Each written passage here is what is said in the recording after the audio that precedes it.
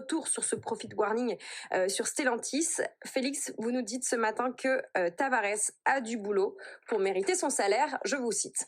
Bah oui, moi je me cite moi-même, je disais qu'il n'était pas assez payé le 8 avril dernier. Je reviens sur mes propos, il peut mériter ses 36 millions, mais il va falloir vraiment redresser la barre parce que là, Stellantis hier a salement rétrogradé, moins 14% sur une séance après un profit warning qui annonce deux choses. La première, c'est donc le passage de la marge opérationnelle sous les deux chiffres, à moins 10%, plutôt à 7%, et une prévision de brûler, entre guillemets, du cash industriel entre 5 et 10 milliards. Ouais. On va traduire ça, ce profit warning du cash industriel, c'est ni plus ni moins que du cash, c'est de la trésorerie. C'est une manière élégante de le dire, mais Peugeot va brûler du cash.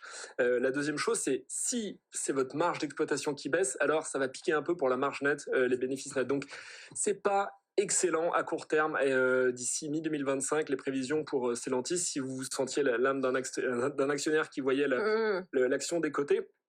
Au fond, Carlos Tavares a pêché depuis quelques mois par avarice. Il est connu pour sa méthode de compression des coûts, mais jusqu'à un certain point où ça n'a plus beaucoup de sens, notamment le marketing. Et il y a eu un ras-le-bol des concessionnaires en Europe et aux États-Unis, c'est le plus gros marché de Stellantis. Qui ont dit, c'est pas le tout de faire des belles voitures, il faut aussi les vendre. Donc Stellantis se retrouve avec de la tôle sur les bras, comme on dit dans le secteur, avec des stocks d'invendus et est obligé de baisser ses prix, ce que Carlos Tavares a en horreur.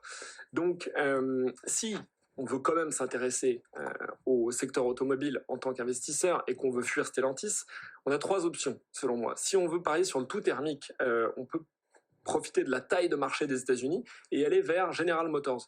Elle est des côtés, elle représente beaucoup trop d'emplois, General Motors, avec son portefeuille de 7 ou 8 marques, pour être abandonnée par l'un ou l'autre des deux candidats à la présidentielle.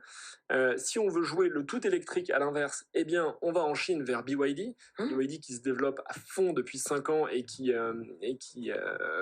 développe extrêmement vite son réseau en Europe, qui a déjà vendu plus de 10 000 véhicules l'année dernière en Europe en 2023.